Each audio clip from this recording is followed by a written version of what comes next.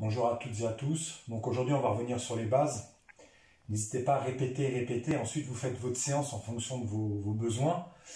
Si vous voulez faire une séance de cardio, vous pouvez l'associer avec du renforcement musculaire et travailler en répétition ce que je vais vous montrer et ce que vous avez déjà vu. Ça, c'est super important pour pouvoir ensuite faire le lien, comme je vous ai dit, sur le tatami. Parce qu'une fois que vous aurez acquis ce travail de base, ce socle, toutes ces gammes, et ensuite on pourra les retransférer sur le travail technique avec un partenaire, voire en opposition.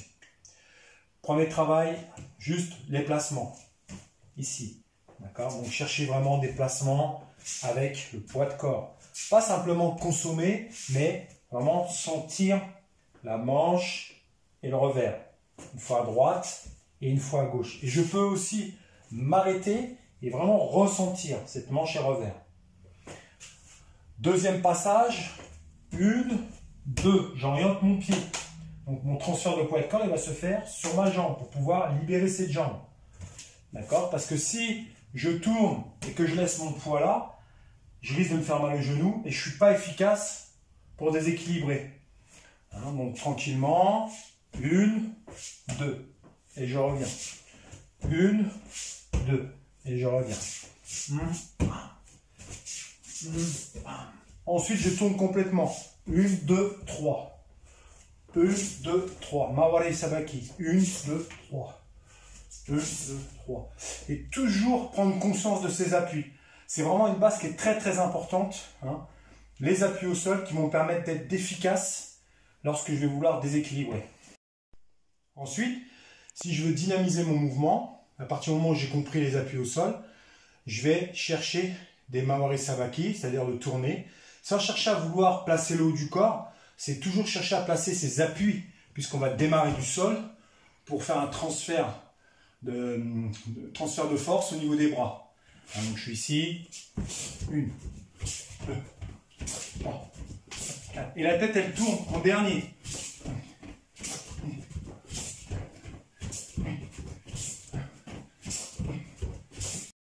Ensuite, je peux associer mon travail du même côté.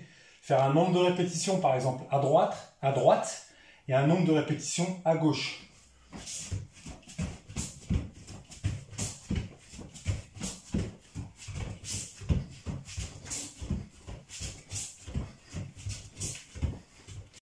Ensuite, dans ma séance, je peux préfatiguer mon muscle pour pouvoir ensuite chercher une qualité technique. Par exemple, je peux partir sur 20 fentes, d'accord, à droite et à gauche, et puis ensuite repartir sur mon travail. Bam, bam, bam. Et là, par contre, au niveau de l'attention, au niveau de la concentration, il va falloir que je me focalise davantage, puisque j'aurai déjà pré-fatigué mes muscles, et il y aura une perte justement de concentration liée à cette fatigue. Ensuite, on peut associer les 3 régimes de contraction musculaire, soit par mon pivot, soit par mes Tsugi-Hachi. Donc ça veut dire que je peux partir toujours un côté droit à travailler et le côté gauche.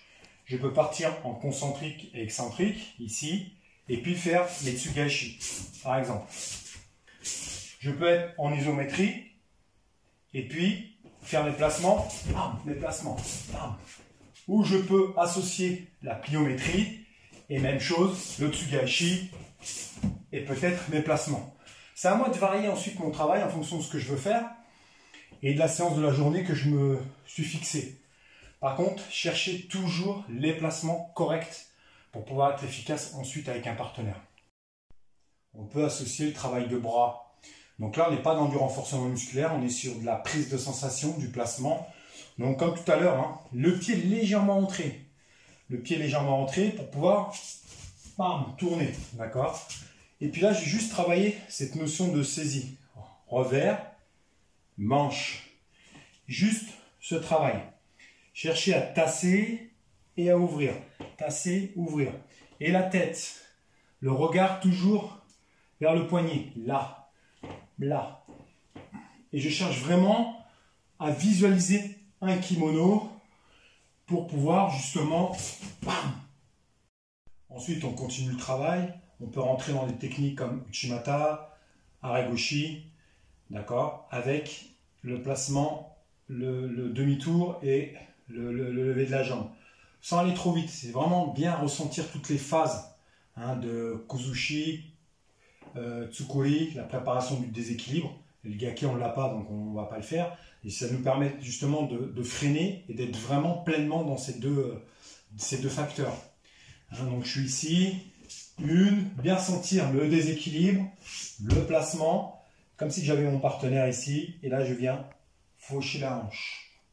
Et je simule vraiment comme si j'avais un partenaire. En même temps, ce qui est intéressant, c'est qu'il n'y a pas de poids de corps. Donc je vais bien ressentir mes sensations. 1, 2, 3. 1, 2, 3. 1, 2, 3. 1, 2, 3. 1, 2, 3. Ensuite, on peut associer le Tsugaeshi qui va nous préparer par exemple sur Ouchigari ou Kouchigari, hein, le petit fauchage intérieur ou le grand fauchage intérieur, associé justement avec une technique comme Aragoshi ou Chimata. Je suis ici, tranquillement, je pousse, j'aspire, bon.